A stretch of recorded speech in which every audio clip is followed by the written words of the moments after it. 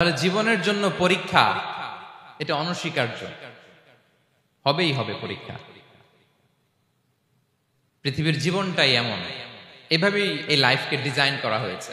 পরীক্ষা থাকবে, এখানে বিপদ থাকবে, এগুলো উত্তীর্ণ হয়ে আপনাকে যেতে হবে।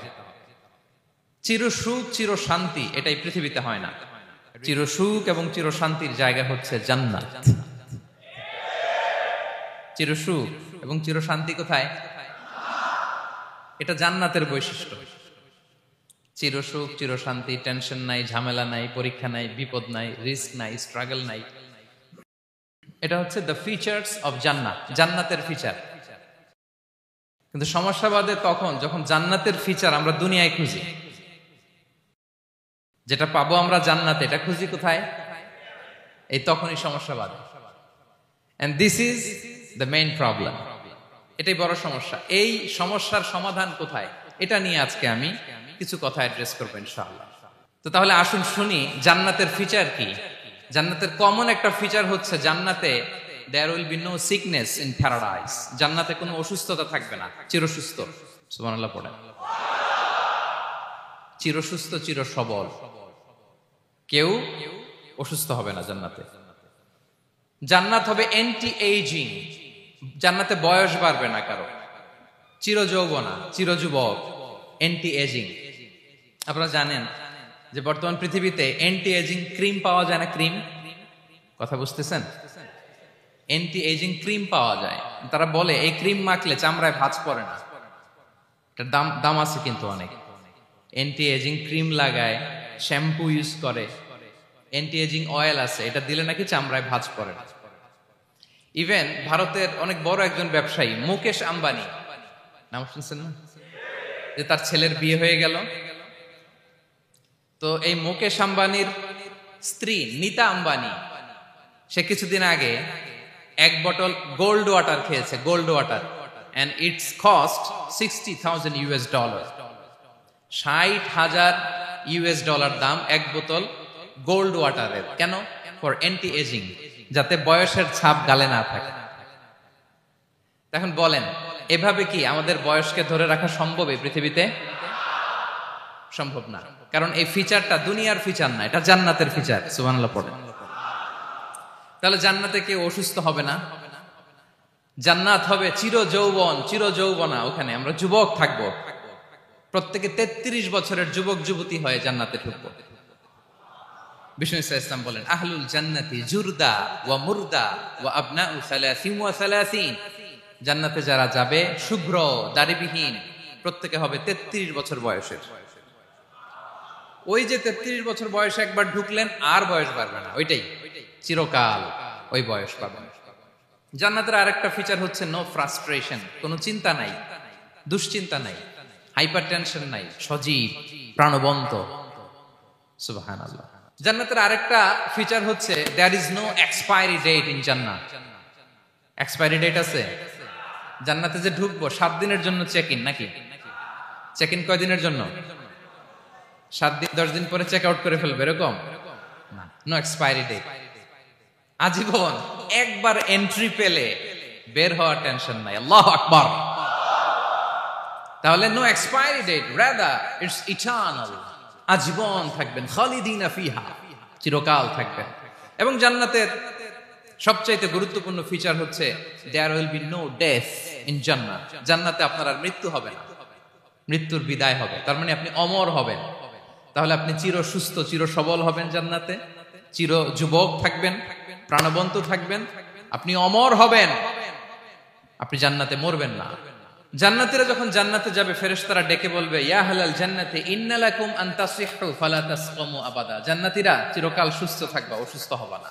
ইন্না লাকুম আন তাশিব্বু ফালা তাহরামু আবাদা, তোমরা শাবাব থাকবা, বুড়া হবা না। ওয়া ইন্না লাকুম আন তাহইয়াউ ফালা তামুতু আবাদা, চিরকাল বেঁচে থাকবা, মরবা না। এবং সেদিন জান্নাতে মৃত্যু দেয়া হবে, মৃত্যু দেয়া হবে। ইউতাল মাউতু বিকাবশিন আমলাহ, একটা ছাগলের আকৃতিতে মৃত্যুকে আনা হবে। ফায়ুযবাহুল মাউত, মৃত্যুকে জবাই দেয়া হবে। এবার জান্নাতীরা তাকিয়ে থাকবে, ফেরেশতারা বলবে, ইয়া আহলাল জান্নাতি খুলুদুন ফালা মাউত, এ জান্নাতীরা চিরকাল এই জান্নাতে থাকবে। তাহলে জান্নাতের ফিচার পাইছেন? এখন কোন বোকা যদি এই ফিচার দুনিয়ায় খোঁজে পাবে? পাবে না, কারণ দুনিয়ার ফিচার আলাদা। দুনিয়ার ফিচার কি? এই দুনিয়াতে বিপদ আসবে, কষ্ট আছে, দুনিয়াতে হতাশা আছে, ভয় আছে, অসুস্থতা আছে, বার্ধক্য আছে, এবং এই দুনিয়ার একটা এক্সপায়ারি ডেট আছে, আছে না?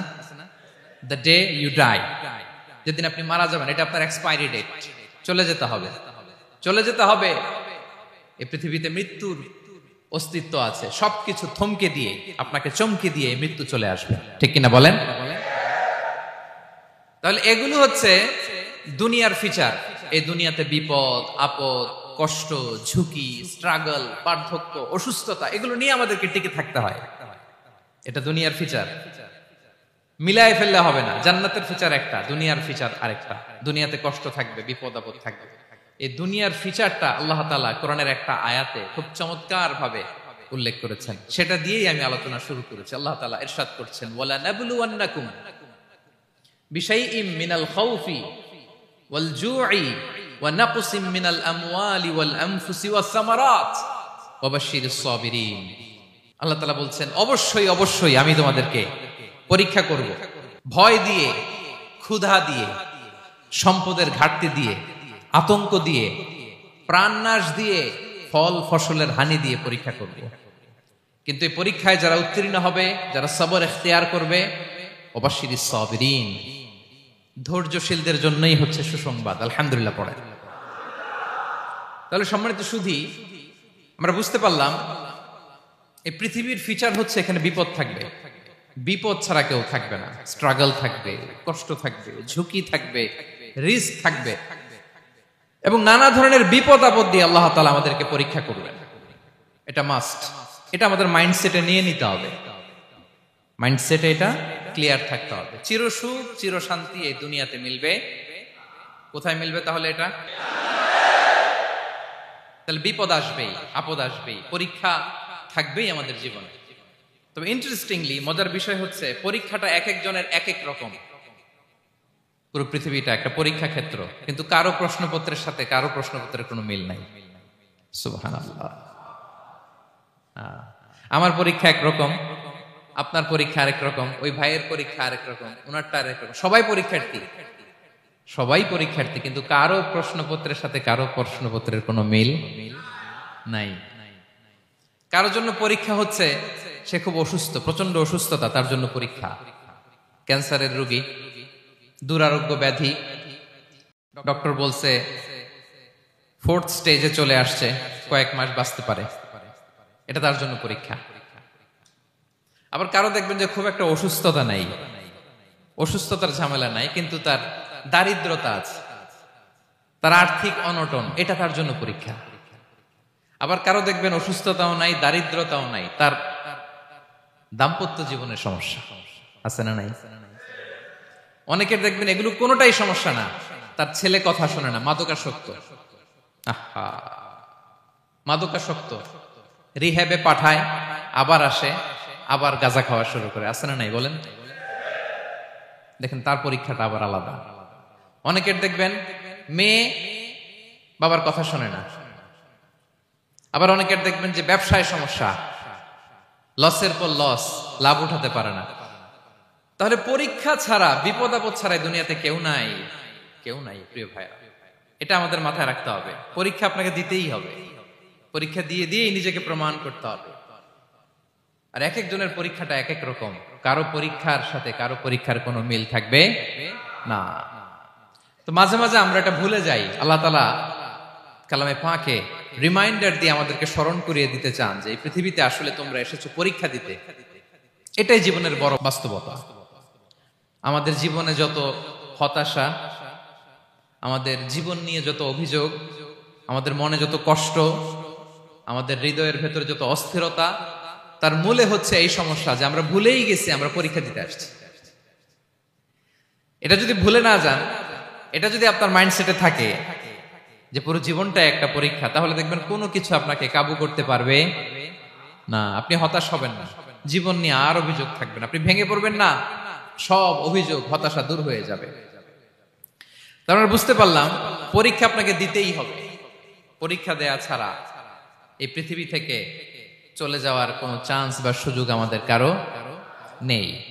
সূরাতুল আনকাবুতে আল্লাহ তাআলা এই কথাটা আরো চমৎকার ভাবে বলেছেন। আল্লাহ তাআলা ইরশাদ করছেন, আহাসিবান নাসু আইয়ুতরাকু আইয়াকুলু আমান্না ওয়া হুম লা ইফতানুন ওয়ালাকাদ ফাতান্নাল্লাযীনা মিন ক্বাবলিহিম ফালা ইয়া'লামান্নাল্লাহুল্লাযীনা সাদাকু ওয়ালা ইয়া'লামান্নাল কাযিবিন।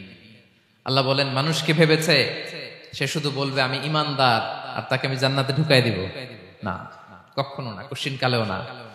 বরং পূর্ববর্তীকালে যারা পৃথিবীতে এসেছিল তাদেরকে আমি পরীক্ষা নিয়েছি, পরীক্ষা করেছি, এবং তাকেও ঈমানের প্রশ্নে সে সত্যবাদী না মিথ্যাবাদী পরীক্ষা দিয়ে দিয়ে নিজেকে প্রমাণ করতে হবে। ঠিক কিনা বলেন? পরীক্ষা দিয়ে আপনাকে প্রমাণ করতে হবে। এবং এই পরীক্ষার ব্যাপারটা, এটা যে শুধু আমরা সাধারণ মানুষ আমাদের জীবনে দুঃখ বিপদ পরীক্ষা এমনটা না। এই পৃথিবীর সবচাইতে শ্রেষ্ঠ মানুষ যারা ছিলেন তাদেরকে আল্লাহ পরীক্ষা নিয়েছেন।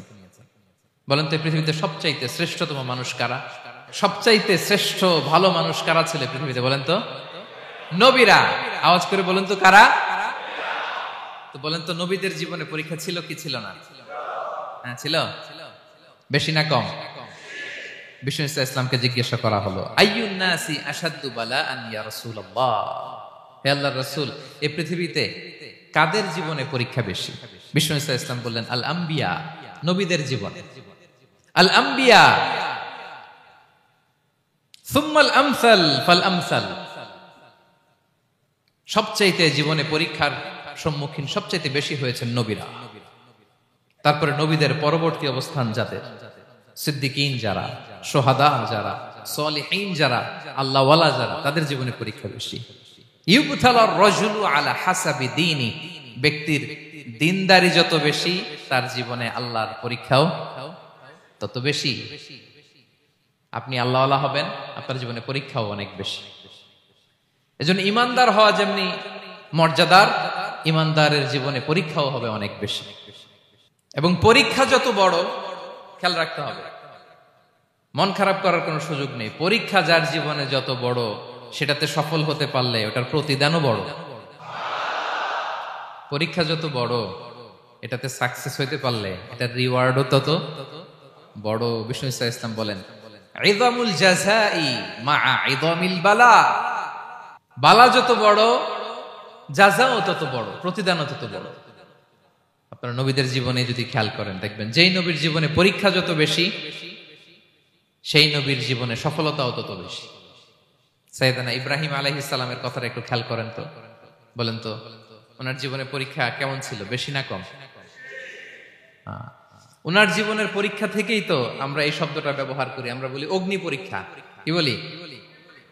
মানে আগুনে নিক্ষেপ করা হয়েছে সাইয়েদনা ইব্রাহিম আলাইহিস সালামকে, তাও স্বাভাবিকভাবে না, উলঙ্গ করে, ন্যাকেট করে ওনাকে অপমানিত করবার জন্য ওনার গায়ের জামা কাপড় খুলে উলঙ্গ অবস্থায় আল্লাহর খলিল সাইয়েদনা ইব্রাহিম আলাইহিস সালামকে অগ্নিকুণ্ডে নিক্ষেপ করা হয়েছিল। এরকম এক্সপেরিয়েন্স এই অডিটোরিয়ামের ভেতরে আমাদের কখনো হয়েছে? তাইলে সাধারণ মানুষের জীবনের পরীক্ষা আর নবীদের জীবনের পরীক্ষার মধ্যে পার্থক্য আছে না নাই? ওই পরীক্ষায় উনি পাস।